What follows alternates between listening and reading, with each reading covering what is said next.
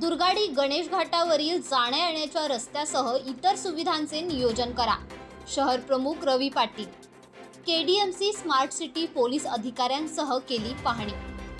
गणपती बाप्पा येण्यासाठी बरोबर 1 महिना उरला असून त्यापूर्वीच कल्याणच्या दुर्गाडी गणेश घाटावर येण्या जाण्याच्या रस्त्यासह इतर आवश्यक सुविधांचे नियोजन करण्याची मागणी शिवसेना कल्याण शहर प्रमुख रवी पाटील यांनी केली आहे। रवी पाटील यांनी काल केडीएमसी शहर अभियंता, स्मार्ट सिटी विभाग, शहर पोलिसांसह वाहतूक पोलीस अधिकाऱ्यांसमवेत गणेश घाट परिसराची पाहणी केली। या भेटीवेळी माजी नगरसेवक अरविंद पोटे, विभाग प्रमुख अनंत पगार, युवा सेना कल्याण पश्चिम शहर प्रमुख सुजित रोकडे, उपशहर प्रमुख अनिरुद्ध पाटील, सोहम बेनकर आदी उपस्थित होते।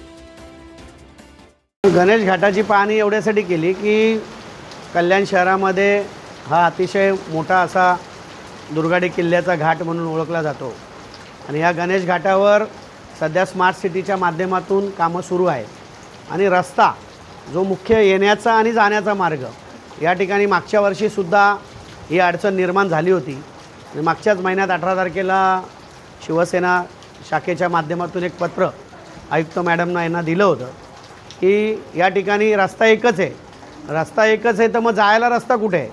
म्हणून आज शहर अभियंता मॅडम, त्याचप्रमाणे इथले लोकरे मॅडम ज्या कार्यकारी अभियंता आहेत, तांबे साहेब, कोरे साहेब आणि सर्व अधिकारी, पोलीस अधिकारी, शिरसाट साहेब, केंचे साहेब, ही सगळी मंडळी आली आणि आम्ही आज पाहणी केली।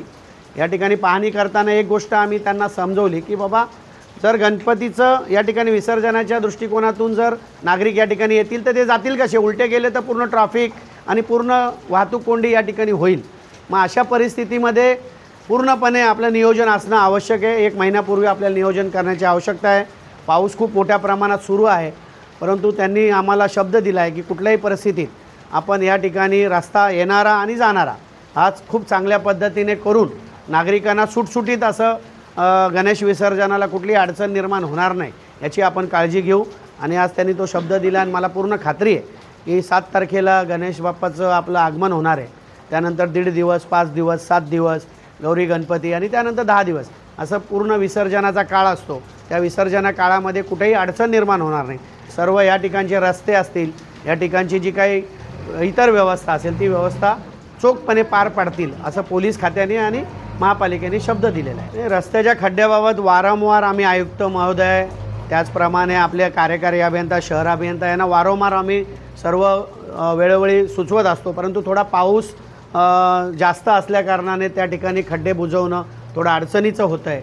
ही बाजूही आपण समजून घेतली पाहिजे आणि ह्या अनुषंगाने आम्ही शहरातील जसं उघडीप आपल्याला मिळेल तर हे शहरातील जेवढी काही खड्डे पडलेले आहेत ती पूर्णपणे बुजवले जातील आणि नवीन रस्ते कसे होतील यासाठी आदरणीय मुख्यमंत्री एकनाथ शिंदे साहेब यांच्याकडे आम्ही मागणी करणार आहोत। Bureau report, Maharashtra crime spot news, कल्याण।